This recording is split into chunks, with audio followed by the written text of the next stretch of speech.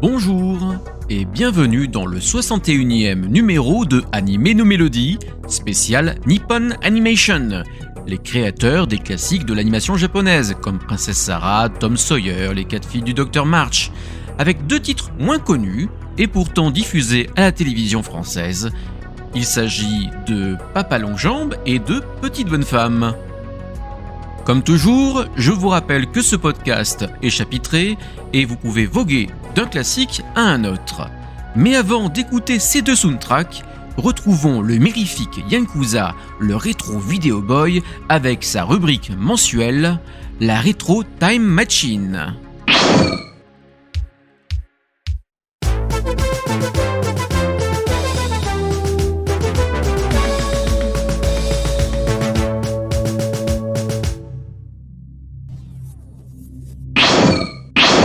Et me voici dans le Retro Time Machine avec l'ami Yakuza. Bonjour Yakuza. Bravo, je tiens à dire bravo, Merci. Il a enfin dit correctement c'est le nom de cette rubrique que vous retrouvez chaque mois dans Anime no Melody. J'ai fait un effort. Voilà. Eh bien, salut Yota. Salut à toi. Et surtout, bienvenue à vous auditeurs à bord de la Retro Time Machine. Allez, je rappelle le principe. Oui. C'est un appareil moderne et très précis qui nous fait voyager dans le passé au travers de 3 dates. Donc cette fois, nous allons au mois de mars. Et oui, le mois de mars. Vous savez, le mois où c'est la saison du printemps, les beaux giboulées. jours, les giboulées, les beaux jours qui arrivent, le changement d'heure, etc., etc. Donc grâce à ça, et oui, à la fin du mois prochain, on va changer d'heure. On va avancer normalement d'1 heure pour l'heure d'été. Malgré qu'ils disent que chaque année, ils doivent l'arrêter, mais on continue. Grâce à cette machine, découvrons tous ensemble, chers auditeurs, les diffusions françaises et japonaises de divers animés en écoutant un extrait du générique VF pour leur diffusion en France, ou encore leur opening ou ending pour leur diffusion japonaise. Es-tu prêt pour voyager dans le temps ? Écoute, je viens de mettre ma ceinture. Tu peux démarrer la machine. C'est parti, on démarre la machine.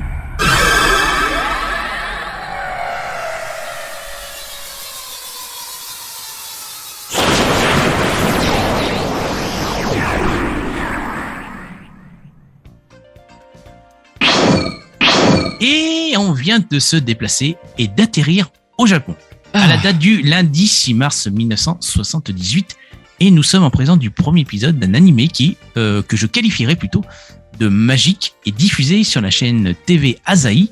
As-tu déjà une idée, Yota ? Et je le sens que oui. Est-ce qu'il y a de la magie ? Est-ce qu'il y a des filles ? Alors oui, il y a des filles, oui. Donc c'est un Magical Girl. Oui, c'est un Magical Girl, oui. Ok, il faut le dire correctement. Magical Girl. Veux-tu des indices ? Écoute, oui, parce que c'est un peu vieux pour moi quand même. Eh bien, la Retro Time Machine te propose. Et oui, petite nouveauté. Avant, je disais à nous proposer, c'est-à-dire qu'elle me proposait à moi. Mais en fait, j'ai réfléchi, j'ai réglé la Retro Time Machine. En fait, ça s'adresse à toi. Et tu comprendras juste vers la fin le pourquoi. D'accord. Ce changement. Donc, voici les indices qui s'affichent sous tes yeux. Donc, Toei Animation et Go Nagai. Alors là, du Go Nagai, d'accord, ok. Et Toei Animation, c'est normal, puisque c'est le principal producteur de Go Nagai. Comme ça, franchement, je ne sais plus, puisque les Magical Girl, je connais plus ceux des années 80 Alors, peut-être que vous, auditeurs, vous avez pu trouver. Eh bien, il s'agit de la série animée Majoko Tickle, alias Magic Tickle, ou encore Drôle de Fée. Il y a eu un deuxième titre français en VF, donc qui est produit par le studio Toei Animation et que nous avons eu en France. Et oui, ça date de 78 au Japon, mais en France, nous ne l'avons qu'en 1991 sur la chaîne TF1 dans l'émission Club Dorothée. Donc cette série animée, à la base, devait être diffusée, et ça je l'ai appris via le site Planète Jeunesse, à la base sur la chaîne La 5 dès 89. D'accord. Et oui, à la base c'était pas pour TF1, ça devait être la 5. Mais ce ne fut pas le cas malheureusement, et ce n'est arrivé qu'en 1991 sur la chaîne TF1. Évidemment, l'anime est une œuvre méconnue de Go Nagai, le papa de Mazinger Z. Pour ceux qui connaissent, enfin je pense que c'est arrivé un petit peu tard, oui, pour qu'on s'y intéresse vraiment, parce que c'est un peu daté, j'imagine. Oui, c'est daté, mais d'avoir lu ça, que c'était prévu sur la 5 à la base, qui aurait collé franchement à la ligne éditoriale de la chaîne, évidemment. Oui, c'est vrai. Et qu'ils auraient été jusqu'au bout, parce que c'est passé très brièvement en fait sur la chaîne TF1 dans le Club Dorothée en 91. Et d'ailleurs, oui, autre question. Cette fois, sais-tu qui chante le générique français? Je vais dire un nom comme ça. Martine Lator. Eh non. Il s'agit de Hélène Rollès. Tu sais, la fille comme les autres et l'héroïne de Hélène et les garçons. Ah mais oui, je suis bête. En plus, on l'a écouté il y a pas si longtemps que ça. Et oui. Oh. Donc voilà, ça c'est le générique français et que Hélène Rollès a interprété d'autres génériques, mais c'est elle qui est à la base de chanter le générique français de Magic Tickle. Et au Japon, l'opening est interprété par une chanteuse qu'on a déjà citée le mois dernier lorsque nous parlions du tour du monde de Lily. Vu que c'est les années 70, la principale chanteuse de générique, c'est Mitsuko Orie, j'imagine. Exactement. Voilà. Oui. Et donc, et nous, Yota, écoute, pendant l'opening japonais, nous remontons dans la Retro Time Machine et transmutons à une autre date. Allez, c'est parti et bonne écoute.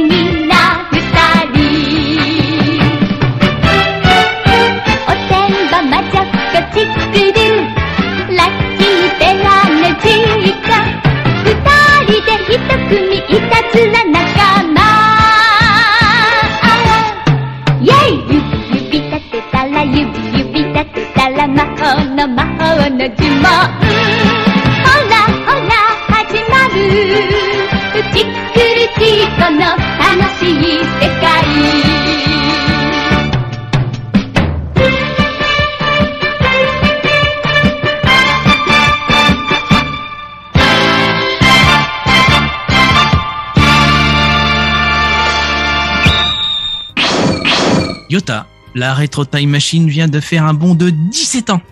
Nous voici le lundi 13 mars 1995 en France. Et nous sommes en présence d'une série animée qui a été diffusée sur TF1 dans ce qu'on appelle une petite émission qui s'appelait Avant l'école. Donc c'était pas dans le Club Dorothée. Mm-hmm. D'ailleurs, que faisais-tu ce 13 mars 1995? As-tu une idée? J'étais en bac professionnel à Bourg-Saint-Andéol, exactement. Voilà. Dans ma dernière année, exactement même. Voilà, vous savez tous ce que faisait Yota ce 13 mars 1995 pendant que était diffusé un animé. Et à ton avis, quel animé était diffusé ce jour-là en France? Alors que je me souvienne, très tôt le matin, parce que je me levais aussi tôt, il y avait, je me semble, de mémoire, il y avait Robin des Bois. Mais tu es trop fort, j'ai même pas besoin de donner les indices. C'est ça? Oui, c'était ça, tout à fait, très très fort. Mais les indices étaient en fait Tatsunoko et Italie. Pourquoi Italie? Peut-être à cause d'une certaine émission qu'on a fait il y a pas longtemps. Non, en fait, ce lundi 13 mars 1995, donc c'était bien la première diffusion française de la série animée Les Aventures de Robin des Bois, comme dit auparavant sur la chaîne TF1, dont le titre original japonais est Robin Hood no Daiboken. Et pourquoi Italie? C'est tout simplement une coproduction entre le studio Tatsunoko pour le Japon et Mondo TV, ou Mondo TV pour l'Italie, Mondo, qui compte donc 52 épisodes. Mondo TV, oh là là, ils nous ont fait rêver avec des dessins animés par la suite. Mais on peut dire que les aventures de Robin des Bois, ça va, ça passe. Oui, donc les copros. Ouais, parce qu'il y a le Japon derrière en même temps. Voilà, à mon avis, c'est de la copro un peu à la AB Productions, hein, tu sais, comme pour l'école des champions, si tu vois ce que je veux dire. Oui, tout à fait. Eh bien, écoute, on va s'écouter le générique français qui est interprété par... Alex Thomassian, non, c'est pas ça? Ah, t'étais presque. Alexis Thomassian. Voilà, Alexis Thomasian. On s'écoute donc le générique français. Daft Pakun.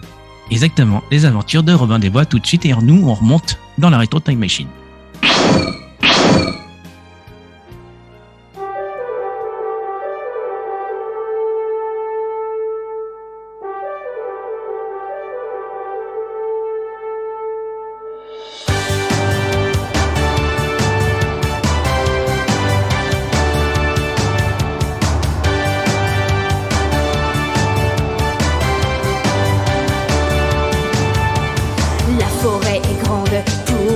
Sa bande, celui qui commande, il s'appelle Robin des Bois. Et rien ne l'empêche, avec une flèche, d'éteindre une mèche. Il est fort Robin des Bois. Vive Robin, on est tous avec toi. Vise-les bien juste, bien cachés derrière tes arbustes. Vive Robin, on est tous avec toi. Avec ton carquois, tu fais feu de tout bois.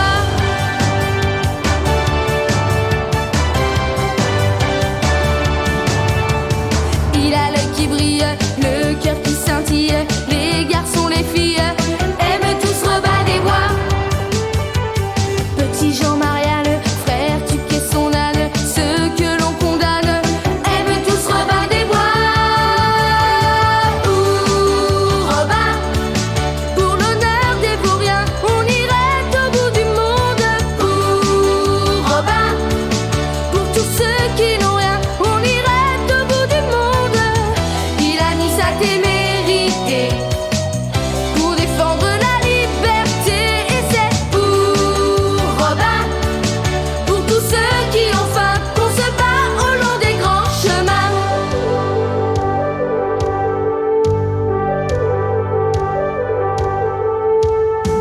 Les donjons de pierre et leurs meurtrières, les nobles sévères ont peur de Robin des Bois. La fausse justice, l'horrible police, quand elles sont complices, ont peur de Robin des Bois. Vive Robin, on est tous avec toi.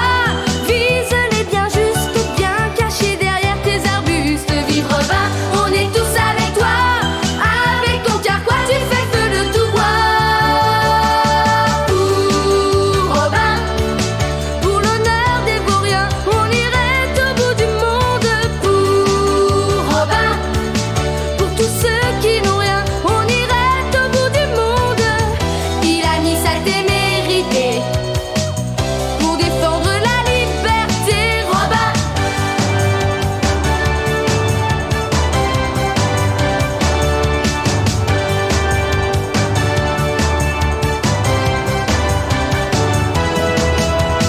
Ouh, Robin, pour l'honneur des vauriens, on irait au bout du monde.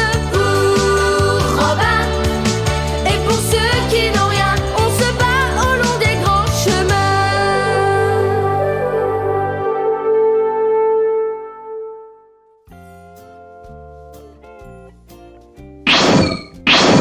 Et hop là, notre rebond nous ramène cette fois au Japon et 9 ans en arrière. Par rapport à notre dernière destination qui, je rappelle, était en 1995. Et nous sommes précisément à la date du mercredi 26 mars 1986. Moi, j'avais 6 ans personnellement cette année-là.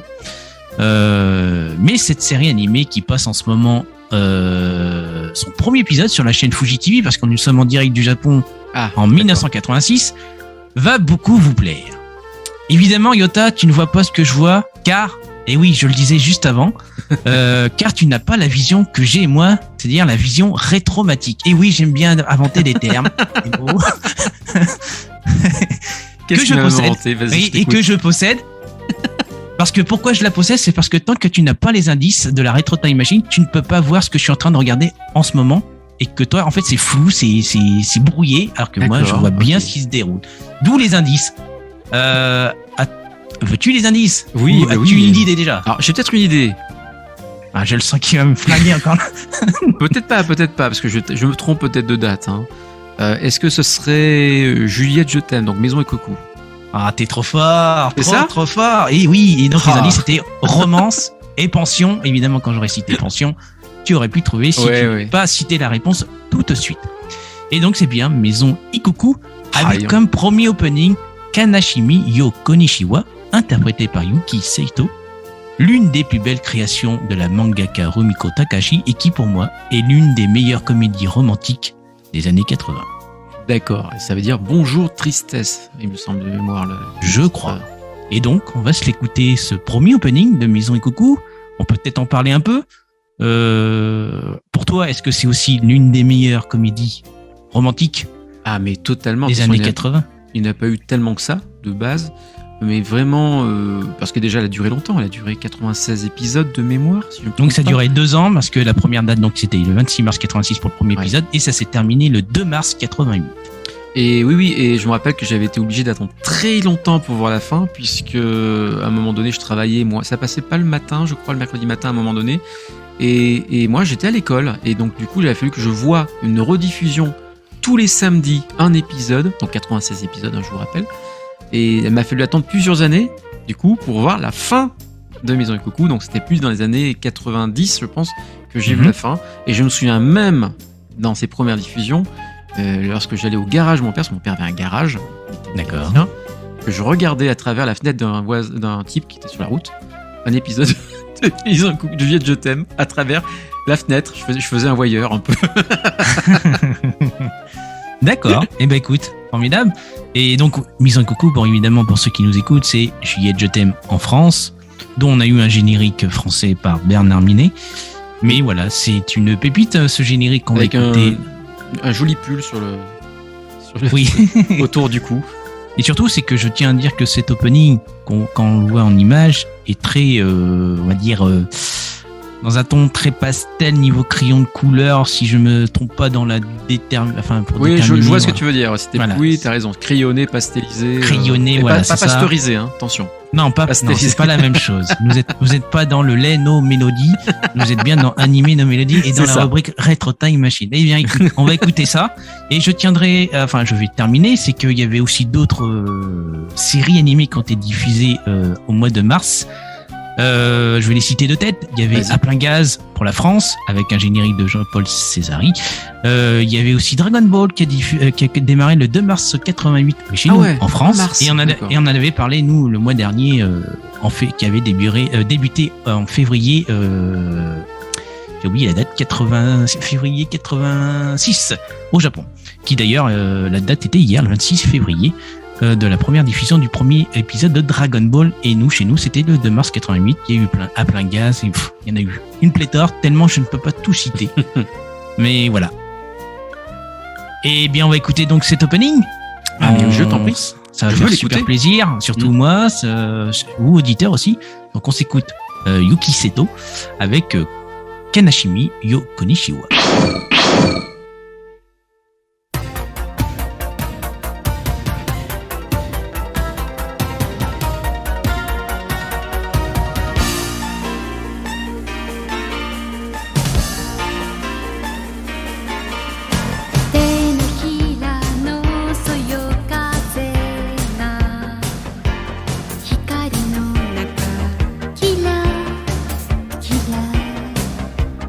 踊り出す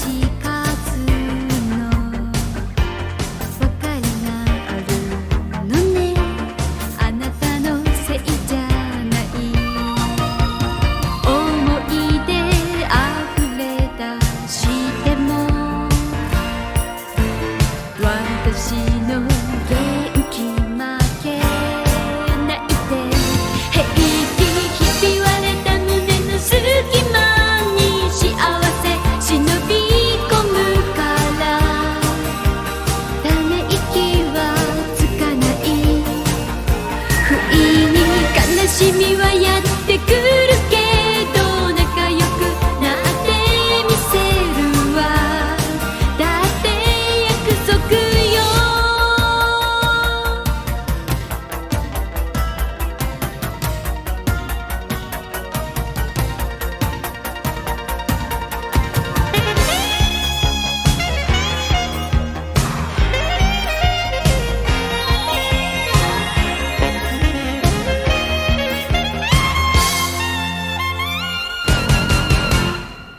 平気に涙が乾いた後には夢への扉があるの悩んでちゃゆけないそうよ優しく友達迎えるように笑うわきっと約束よ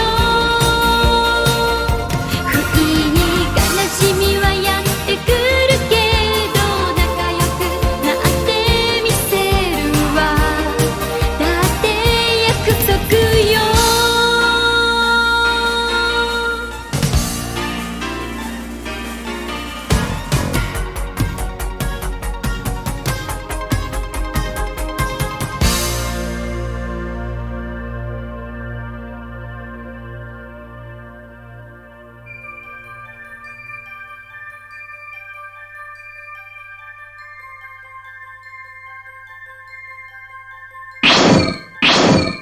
Et ça y est.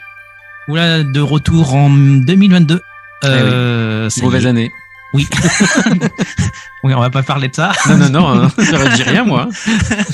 Mais oui, c'est voilà. Donc, écoutez, j'espère que ça vous a plu ces 3 dates. N'hésitez pas à faire des retours. Ça Encore me une permet fois, de savoir qu'on m'écoute. Non, mais je sais que l'émission Ou faire est très écoutée actuellement. C'est vrai qu'il y Voilà, a- mais l'émission n'hésitez est pas à bien faire des écoutée. retours sur la rubrique, à faire des suggestions s'il faut. Oui, n'hésitez pas. Vous allez dans la partie avis ou commentaires des applications. Si vous êtes sur les applications sur Apple Podcast aussi, vous pouvez laisser des avis. N'hésitez pas. Moi, je Podcast vais de temps en Addict, temps voir idem. s'il y en a. Et, oui, Podcast Addict. Plus facilement sur Podcast Addict. On peut les poser d'ailleurs, je trouve. Oui. Ou sur toute autre application. N'hésitez pas, encore une fois. Même sur podcloud.fr, donc à l'adresse où se trouve le podcast. Voilà. Donc, on aimerait avoir vos retours, savoir si ça vous plaît ou si vous voulez qu'on change des petites choses. Si vous avez des idées, n'hésitez pas à nous les proposer. Moi, on est capable de changer 2-3 choses, voilà, tout simplement. Tout à fait. Voilà.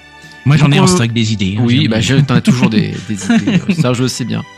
Écoute, Yann, je te remercie, Yann Cousin, de ta participation à cette rubrique du Time Retro Machine. J'ai failli Voilà. bouffer le mot. Et c'était Retro Time Machine. Retro Time, non, c'est pas vrai. Je vais pas y arriver. Il a pas merdé au début, mais Et il voilà, a déconné qu'est-ce à la que- fin. Et voilà, et oui. Donc je vous dis à très bientôt. Nous on continue tout de suite, justement avec Papa Longjambe. Donc là vous allez écouter le générique japonais et on se retrouve juste Très après. belle série, très belle série. Oui, je suis en train de la remater d'ailleurs et bien que ça va très très vite. Un peu épuisante la jeune fille, Judy Abbott, dans l'histoire je Judy trouve. Abbott, tout à fait, oui. Voilà, mais c'est vrai qu'elle est un petit peu épuisante, je t'avoue. Quand je regarde les épisodes, j'en suis au épisode 5-6. Il faut qu'elle se calme un peu. Alors d'ailleurs, je crois que c'est disponible aussi sur la chaîne Team Kids, je crois. Alors ça je ne sais pas. Normalement, alors je ferai une correction s'il faut le mois prochain, mais ça se trouve j'aurais oublié d'ici là. Mais je crois que c'est disponible intégralement sur Team Kids, la chaîne qui appartient à Media One. Voilà, donc de toute façon, même si ça n'y est pas, il y a plein d'autres animés rétro, vous pouvez voir dessus, donc c'est pas grave s'il n'y est pas, il y en a plein d'autres à voir. Il y en a plein d'autres à voir, excusez-moi. Donc allez, on continue tout de suite avec Papa Longjambe. Yann Cousin, merci à toi et au mois prochain. Au mois prochain, ciao.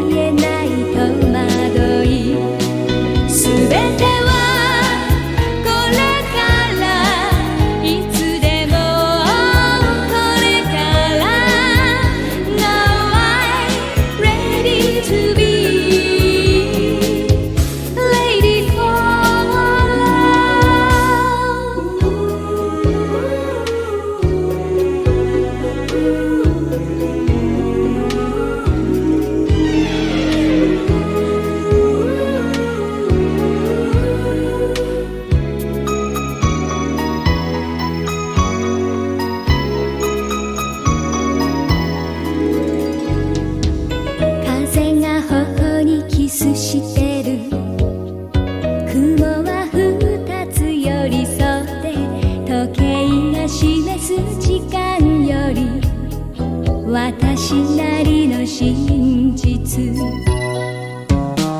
同じ夢を見てほしい愛しい人お願いよあなたへ向けて育ってくかけがえない愛情すべては明日への愛への追伸 Now I'm dreaming to love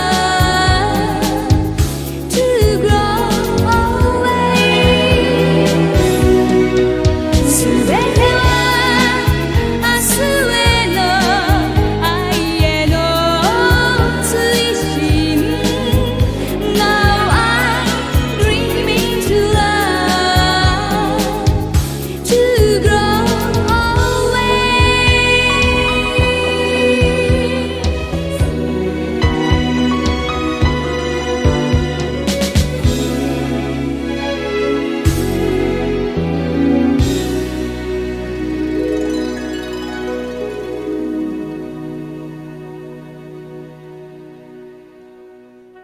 vous venez d'écouter l'opening Goruingu Haku, que l'on peut traduire par grandir, de Papa Longjambe, en japonais Watashi no Ashinaga Oji-san, chanté par la mythique Mitsuko Orie.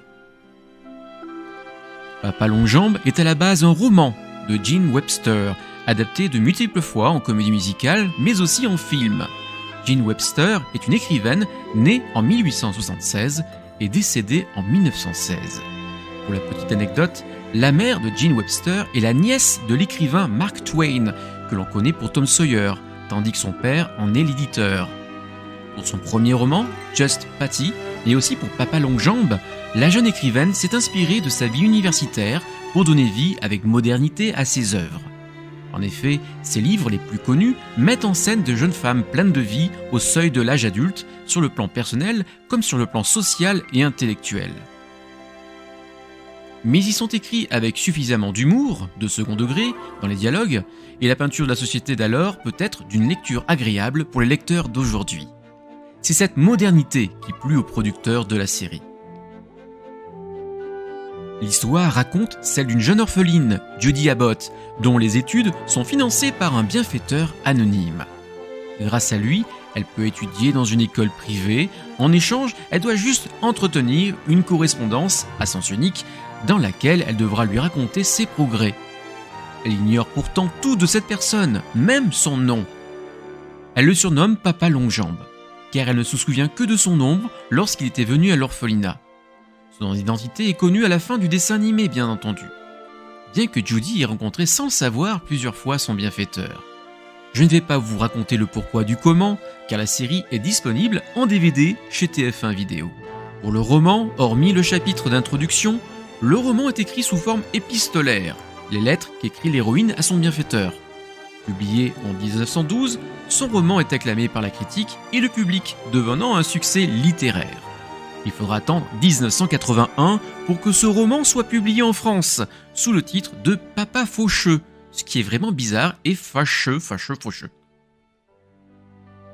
Il existe aussi une suite en roman de Papa Longjambe, publié en 1915, Mon ennemi chéri, qui sera aussi un best-seller, mais qui est centré, toujours sous forme épistolaire, de Sally McBride, la camarade de chambre de Judy, devenue la surintendante de l'orphelinat dans lequel a grandi notre héroïne.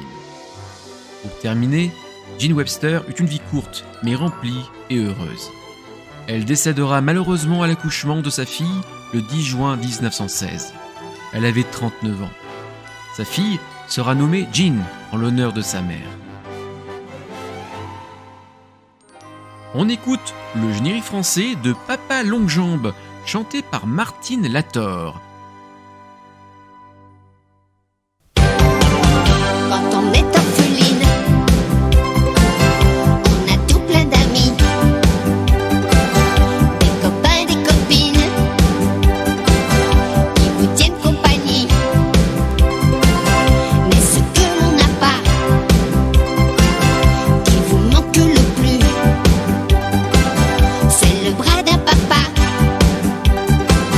pour s'appuyer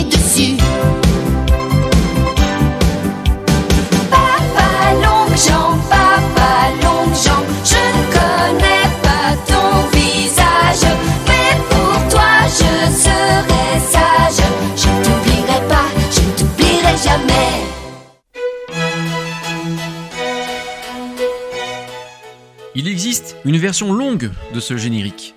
Mais une version courte suffit bien. La série a été diffusée dans le Club Dorothée à la rentrée de 1991, alors qu'elle avait été prévue au départ pour la chaîne de la 5. Mais au vu des problèmes de celle-ci, elle n'arriva jamais sur la chaîne de Berlusconi qui venait d'être rachetée par le groupe Hachette. Racheté, Hachette, haha, lol. La musique a été composée par Kei Wakakusa. Nous avons déjà parlé de lui pour les musiques de Dirty Purr, Flash, de Jiraiya, de Moldiver, Hikaru no Go et tant d'autres et tant d'autres. Les musiques sont sorties dans un double CD conséquent mélangeant les albums de chansons ainsi que les 2 soundtracks de la série. Autant dire qu'il s'agit d'une édition complète. Et comme il y a beaucoup de thèmes, il m'a fallu faire un choix, alors je vous invite, si vous aimez la qualité musicale de la série, de vous procurer l'album tout simplement, encore trouvable au Japon. En attendant, on écoute une grosse sélection et on terminera avec son ending Kimi no Kaze, chanté par Etsuko Kisugi et que l'on peut traduire par un vent de fraîcheur.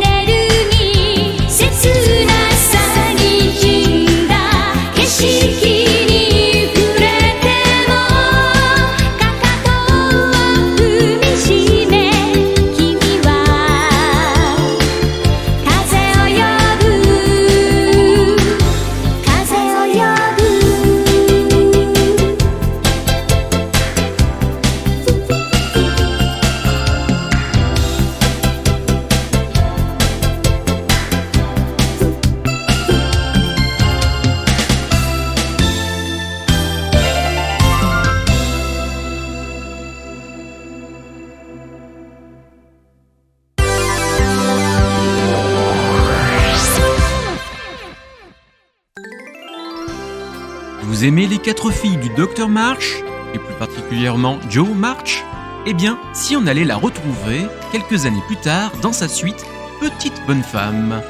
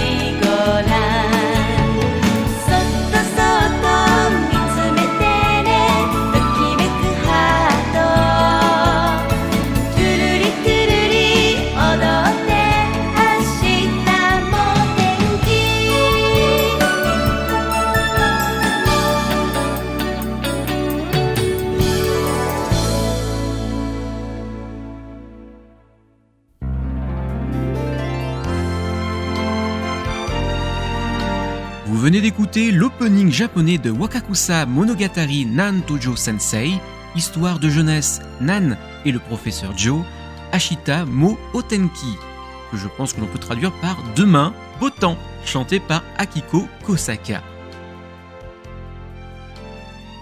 Il s'agit de l'adaptation en animé du 3e roman faisant suite aux 4 filles du Dr March, se passant bien des années plus tard, alors que Joe est marié au Dr Bauer. Voici le résumé des aventures de Nan Harding, qui est en réalité l'héroïne de cette histoire. Le dessin animé commence 10 ans après les événements que l'on va suivre dans la série. Nan Harding, dans un train, se souvient, en revenant vers l'école de son enfance avec nostalgie, ce qui l'a poussée à devenir médecin. Quand Nan arrive pour la première fois à Bloomfield, elle est plutôt bien accueillie par les enfants de l'école, mais Nan a plutôt ses caractères et elle est vite punie par Madame Bauer. Même si au début ce n'est pas tout rose pour la jeune fille, elle se plaît dans sa nouvelle vie. Elle va se faire de nombreux amis. Tommy, son rival, Daisy et Demi, ses meilleurs amis, ce sont les neveux de Joe. Nat, le jeune musicien ambulant. Dan, le rebelle. Et Stuffy, l'enrobé. Dan sera la cause de nombreux problèmes au sein de l'école. C'est en effet le plus vieux et refuse l'autorité des époux Bauer.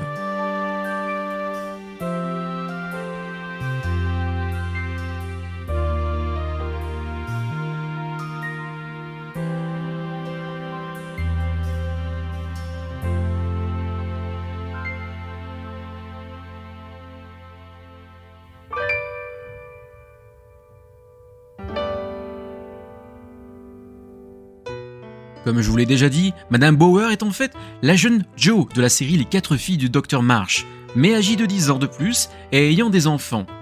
C'est elle qui a créé cette école avec la demeure que lui a léguée sa défunte tante Marthe.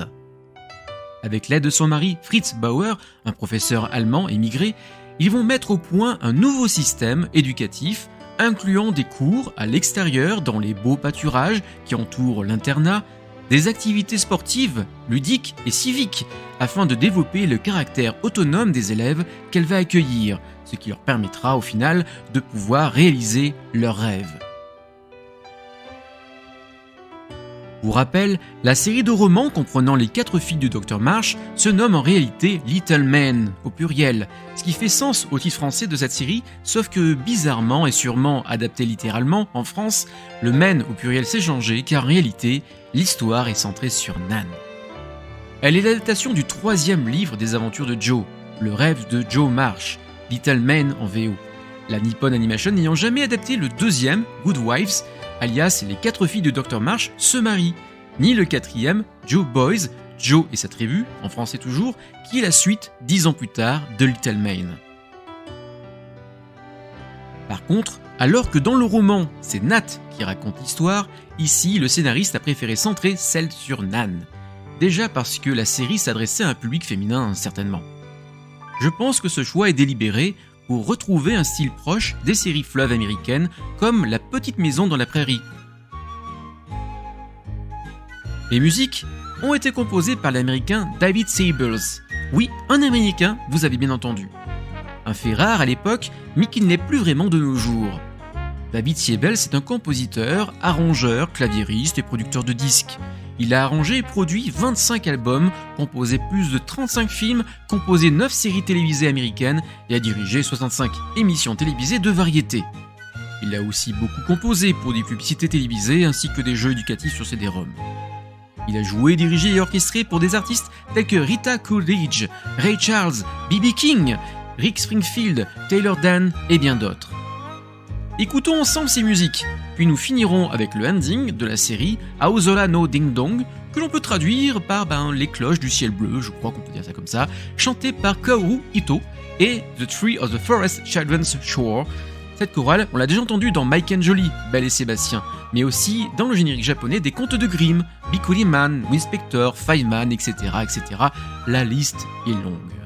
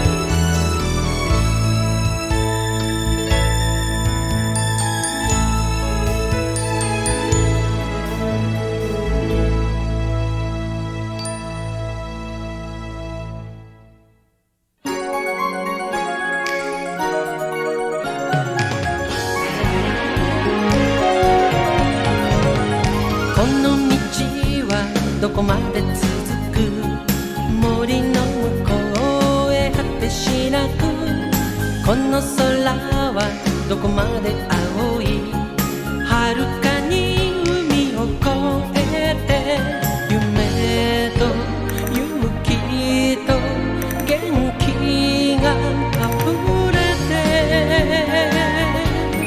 さあディンドンディンドンチャペルの鐘にディンドンディンドン声を合わせてディンドンディンドン繋いだ指先をどうか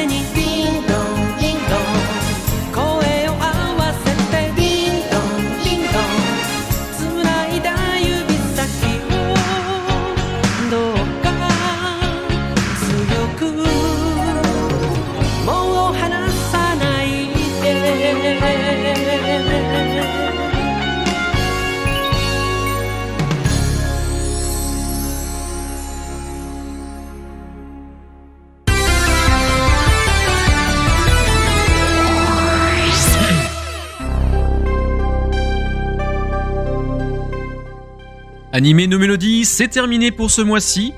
On se retrouve le mois prochain avec Yankuza. Merci à Dojindo, mon partenaire webmédia, de me soutenir depuis des années. Je remercie aussi tous les podcasts dont je suis proche, sur Twitter par exemple, comme PCF Manga, le podcast, que je vous incite à découvrir très vite si vous aimez la lecture de manga, tout simplement. Petite pub aussi pour 2 autres podcasts. Premièrement, Décoinstabule, un podcast qui parle du 9e art et de l'animation, auquel j'ai participé pour le spécial générique, qui sera disponible en même temps que ce Animé nos mélodies. Et je n'oublie pas Rétrocase, le retour, avec toujours Yankuza, Dave Pakun et moi-même, où l'on revient sur la carrière musicale de Cristina D'Avena, la Dorothée italienne, et ce sera l'occasion de vous faire découvrir un maximum de génériques que l'on connaît grâce à la chaîne A5, mais en italien. On se quitte avec une chanson récente, et oui pour une fois, et un opening que j'adore écouter, Aozora no Rhapsody du groupe Fana, pour l'animé Miss Kobayashi's Dragon Maid saison 1, et n'oubliez pas, surtout n'oubliez pas, que la musique des animés, ce n'est pas que pour les japonais. Au mois prochain!「